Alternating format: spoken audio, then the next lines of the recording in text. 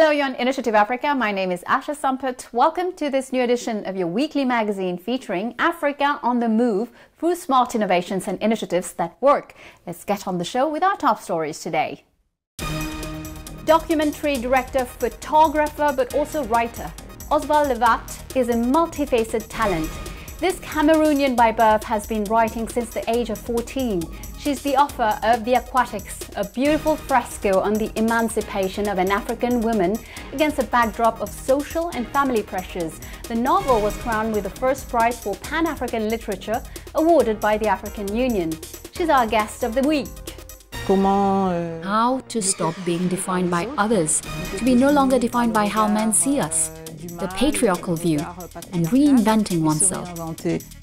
How an income-generating activity can precipitate an environmental disaster. We are heading for the Congo Basin, where the practice of smoking fish threatens the forests. When you go fishing, there are days when a lot of fish come out. Sometimes, when they don't sell all that fish, they have to smoke it. African Books Take the Bus. A fascinating nomadic library bookstore traveled through Europe before taking the road to West Africa. The day before yesterday, I was in Arles, afterwards in Tarascon, all thanks to the African Book Truck. It allows me to make some exciting encounters. In Congo, the high demand for charcoal is a major source of deforestation. But it's not just about heating and cooking on a daily basis. Traditional fish smoking can also pose a great threat to the forest. This flourishing activity requires more and more wood. Hence, in the Congo Basin in general, and in the Republic of Congo in particular, the traditional smoking of fish is accelerating deforestation. A report in Pointe-Noire by Jean-David Miamlé and Brice Kinou. This is a smoked herring, the famous makwala, a very popular fish in the Congo. Its production is intrinsically linked to the exploitation of the forest. The Congo Basin is 268 million hectares of forest. That is 70% of Africa's forest cover and 6% of the world's forest area. The forests of the Republic of Congo occupy just over 10% of the space, or 22,410,682 hectares, according to the Congo Basin Forest Partnership. The production of makwala has already ruined the mangroves of Pointe-Noire. Now the wood from the surrounding forests, as in Mayombe or Kouilou, are being targeted. On 1 hectare, there can be around 700 trees, 1,000 or 250 or 500. It depends. One thing is sure, in a month I can cut down trees on a perimeter of 3,000 meters by 100 meters. Congolese legislation does not yet address the issue of small loggers, who are nevertheless very dynamic. Ignored by the tax services in particular, they are still evolving in the informal sector, with a simple chainsaw as their main asset. I prefer to buy the land temporarily, because there is a period of 3 years to exploit the domain. In less than a month, during the exploitation period, you can buy another property to continue the exploitation. This logger who says he bought a hectare of land for 1 million CFA francs, about 1,500 euros. He specifies that his approach initially consisted of obtaining a long 3-year lease from a village chief.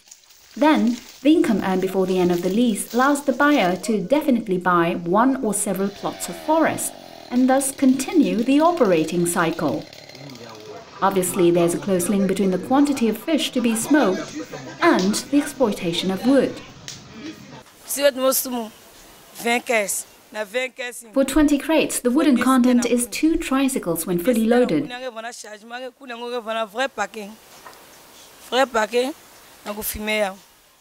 We start smoking fish in the morning and finish between 5 p.m. and 6 p.m.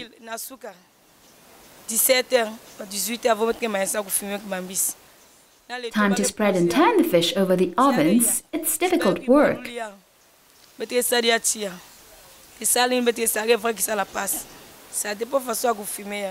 It all depends on the quantity and the size of the fish. When it comes to big fish, it consumes lots of wood.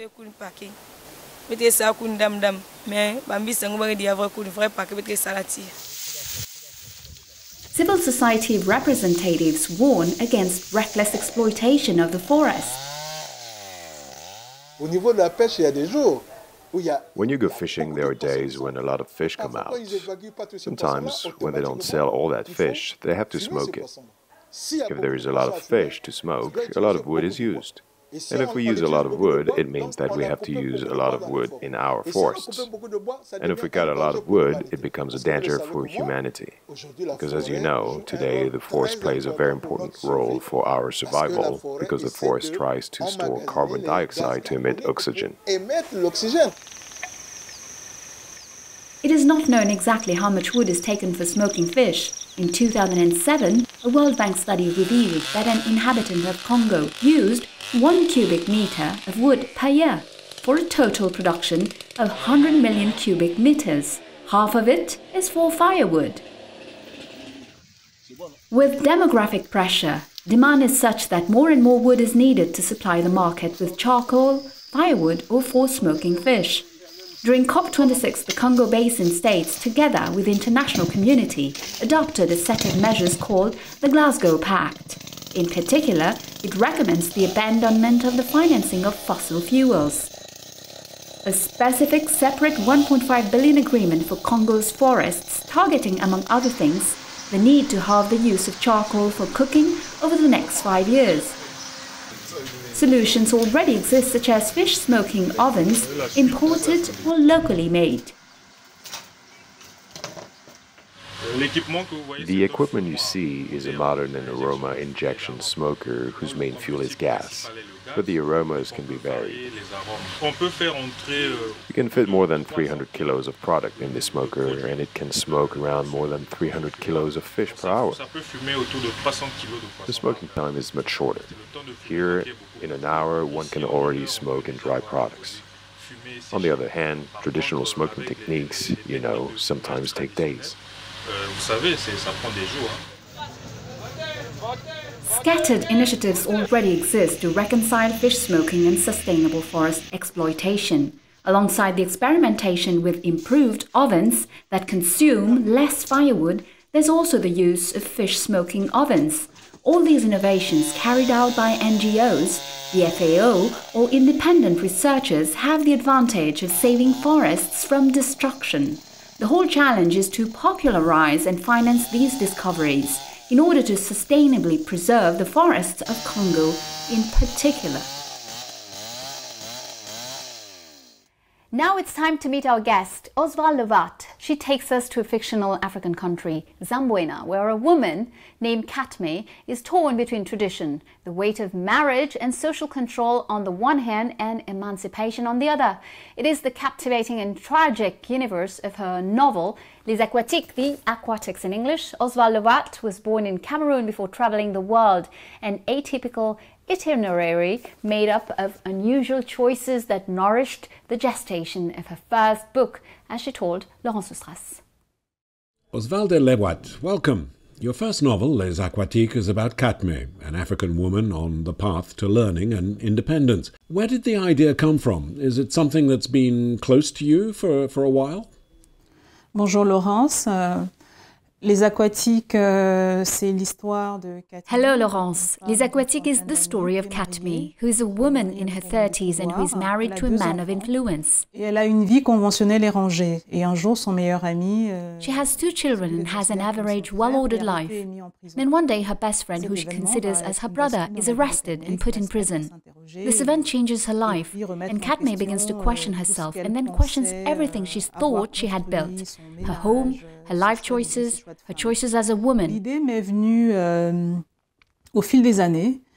The idea came to me over the years. I believe I was inspired by the women I saw around me. Women who were bright, intelligent, and who, for the sake of social conformity, had often given up on being who they really wanted to be, and for the sake of the community, remained in the social circle. although at odds with themselves. Pour le confort de la communauté, rester dans le groupe, se retrouver en porte-à-faux avec elle-même. Donc Katme est un peu l'archétype de ces femmes-là. So Katme is the epitome of these women. The story was also based on my own experience. Ever since I was very young, I made choices that often ran against the trend. I decided to refuse the diktat of the group, of the community, and find my own path. Un chemin propre. Et Katme, c'est pas mon histoire. But Katme is not my story. Katme is not me. Let's say she's a character that I thought of like myself, but in reverse. For Katme, it is very late in her life when she decides to reinvent herself on a path of self-determination. You also deal with the African taboo subject of homosexuality. Can books help overcome such taboos? Dans Les Aquatiques, le personnage, un des personnages. In Les Aquatiques, one of the central characters is Samuel, who is a sculptor and he's gay. He will face a lot of problems since he lives in a society that condemns homosexuality. Qui est homophobe. Homophobe déjà parce que autour de lui. It's homophobic and it's something that's condemned both socially and legally. He's attacked on two fronts. Firstly, by his own relatives, often the case in African countries where homosexuality is repressed. And secondly, by the law. Comme c'est souvent le cas dans plusieurs pays africains où l'homosexualité est réprimée, et par la loi. Au-delà du thème, ce que je voulais, c'était de montrer un être. Beyond this theme, I wanted to show someone who is in fact caught in the vice of a society that doesn't understand him, that excludes him because he's different. Qui l'exclut parce qu'il est différent. Donc c'est vraiment la question de l'altérité. It's really this question of otherness, of difference that interested me. Through literature, I wanted to show people who find themselves excluded and belittled simply because they don't correspond to the established norm or what we think is the norm. Ce qu'on pense être la norme. In Katme's imaginary land, are you also attacking the weight of tradition and of religion and powerful politico-social controls? Is it something that undermines society on the continent, in your opinion? Le pays dont je parle dans le roman, c'est le Zamboina. C'est un pays effectivement. The country in the novel is Zamboina. It's a country where there's in fact tough social controls, where the political and the intimate merge. Puisque les lois peuvent. Since the laws interfere with people's private lives and decide what is allowed, it's a question that is interesting because these realities can be found elsewhere. Realities in Africa are imposed by society. C'est une question qui est intéressante parce que c'est des réalités qu'on peut retrouver aussi ailleurs. C'est des réalités. The power of the state over individuals and society. But it can be meaningful where there's poverty, especially when we see the proliferation of revival churches in Africa. Les individus, mais elles peuvent être prégnantes dans des contextes de précarité.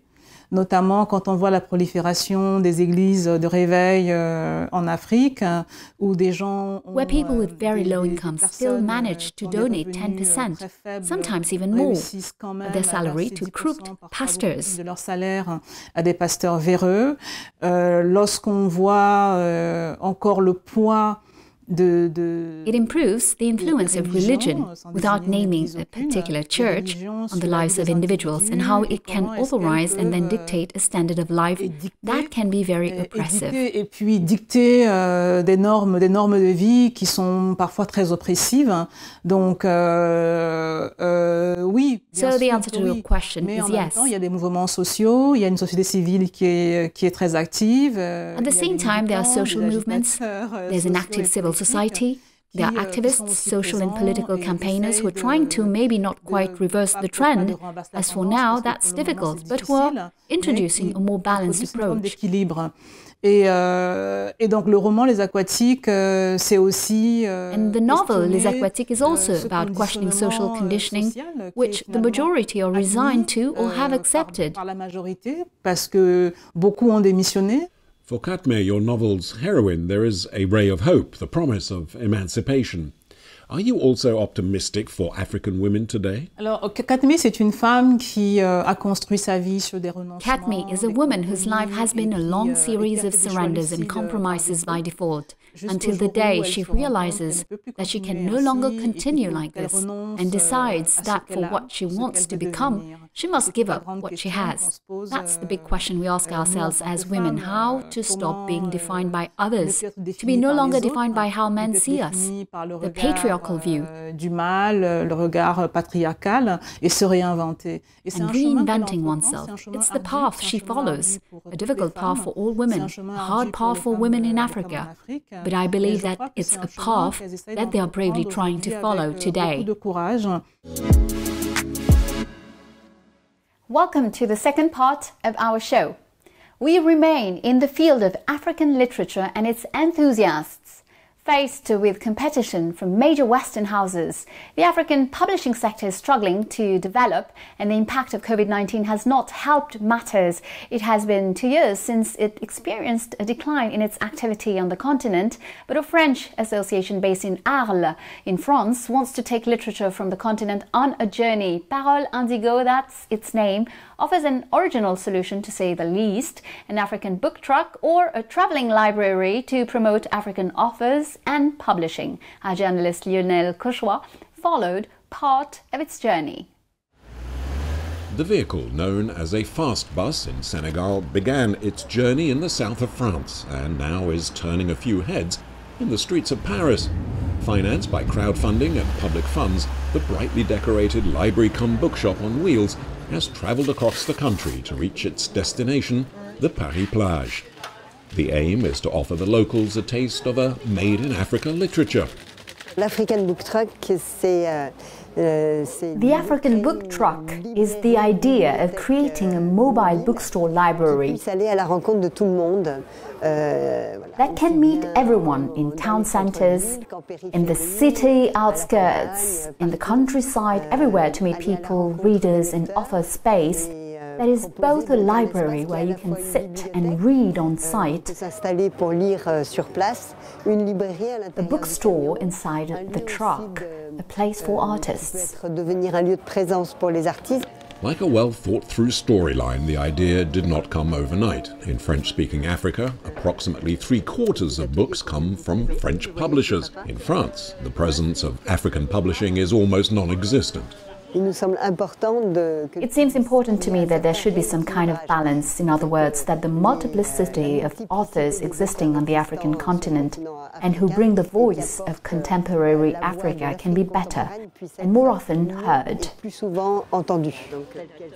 This bookstore, the selection of African authors and publishers from partner publishing houses, has several advantages. A closer look at the continent and modern stories that reflect the Africa of today. Publishing the books in the regional language makes it possible to reach a wider audience. The idea is to offer vibrant contemporary Africa, Africa in all its forms and diversity, since the continent is vast. With multiple cultures, it is also an opportunity for dialogues with parents, children, so that everyone can better understand the cultures of the continent.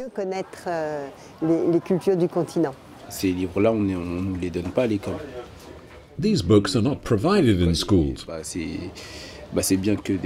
It's good that people like them step up so we can be educated. A chance to discover African literature for readers sometimes separated from their cultural roots. One of the goals that helped convince the project's partner institutions, and a concept that excited the director of Bibliocité, which acts as the cultural coordinator to the libraries of Paris. These are African publishing houses that are not widely distributed in France, books that are bilingual, which allow everyone to access these cultures, to share them, and for many of us around the Villette Basin to access their own maternal or paternal culture. It is a crossroads of culture that we find very important and very enriching. Meeting the challenge faced by African authors and publishers to export their work beyond their own borders, the Nomadic Bookstore uses local distribution and communication to help spread the word about about the continent's authors, a method that invites the public to share in the joys of reading and a rich cultural diversity. Le livre physique est quand même irremplaçable. Contact with a real book is still irreplaceable. First of all, because it becomes a place for dialogue and cultural exchange. Le plaisir de lire les parents avec leurs enfants. The pleasure of reading with children and parents around the same book is a pleasure that cannot be compared. Un plaisir qui n'est pas comparable. Raconte un conte. Beyond discovering new cultures, the travelling library uses workshops, meetings and book fairs to offer visitors the opportunity to learn about the wealth of modern African creativity, a sounding board for these African authors. Thanks to the African Book Truck, I work in different places. The day before yesterday I was in Arles, afterwards in Tarascon. All thanks to the African Book Truck. It allows me to make some exciting encounters. The African Book Truck has met with success at institutions and festivals. It will continue to travel through France and Europe for another 3 years, then return to West Africa, where an Ivorian publishing house will take over and continue promoting African authors. A homecoming for the mobile ambassador of African publishing and its many stories, and a children's novel about the adventures of the African Book Truck by author-illustrator Christian Epagna is soon expected to be rolling off the presses. Let's now get back to Oswald Lewat for the second part of her interview. She tells us how she became a writer, how she sees the effervescence of contemporary African literature, and why this desire for literature from the continent must be encouraged. Let's listen to her. Oswalde Lewat, you were born in Cameroon. You studied in Cameroon and France, straddling two cultures, two countries that maintain a close but complex relationship. Is it hard for you? I grew up in Cameroon. Much later, I was able to settle in France. J'ai vécu avant ça au Canada et dans d'autres pays africains. Before that, I lived in Canada and in other African countries. It's a bit of a cliché, but I feel enriched by my differences.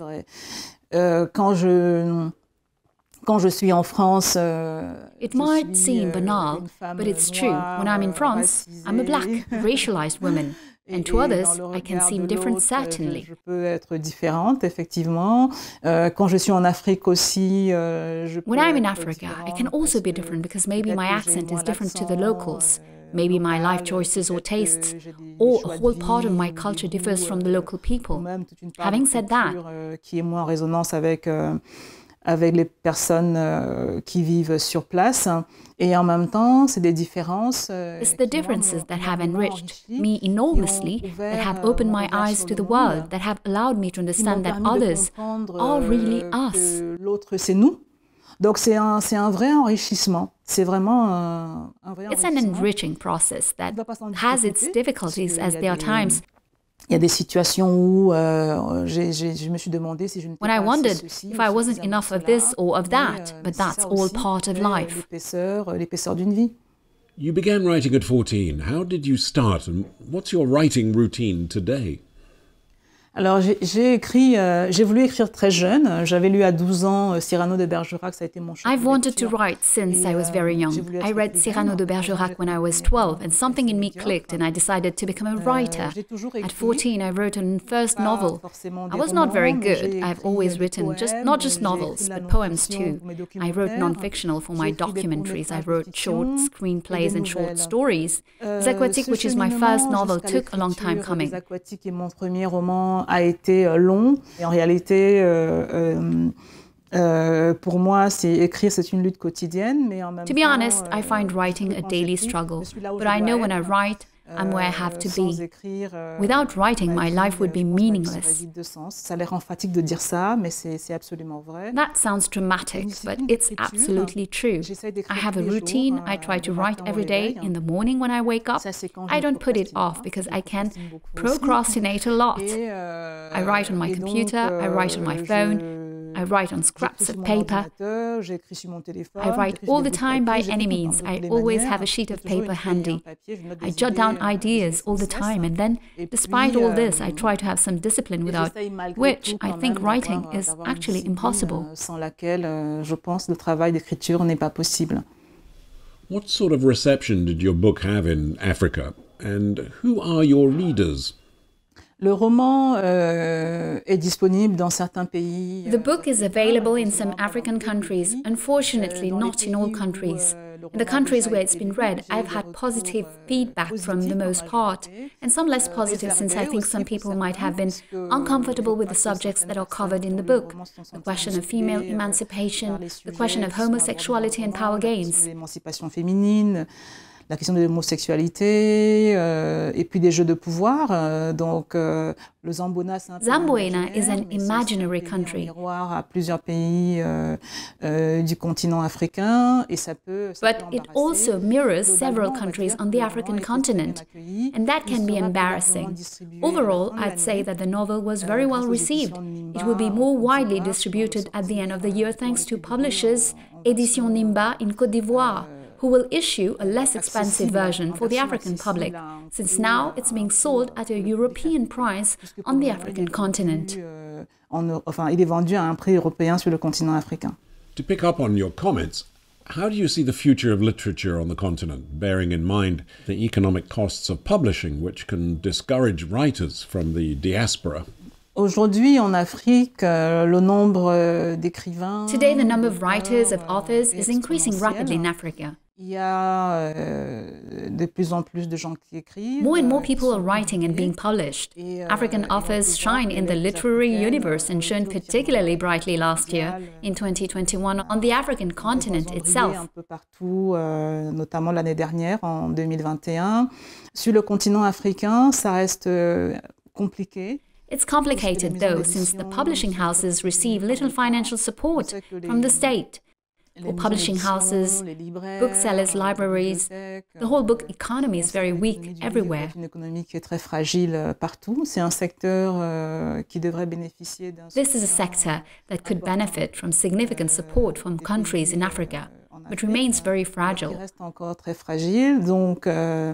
Il y a quand même des volontés très fortes, et ça c'est extraordinaire. There's still some very determined people out there, and it's extraordinary to see those who manage to publish books, sometimes under difficult conditions, who believe in books and who believe literature can contribute to broadening imaginations, even reinventing society. Réinventer une société, même si c'est très prétentieux de dire ça. It might be pretentious to say, but when you know, as Sartre wrote in Nausea, his book was not much help to a starving child. But even if literature no longer has the prestige it had on the African continent, it remains a very important vehicle for self-awareness or reinventing oneself.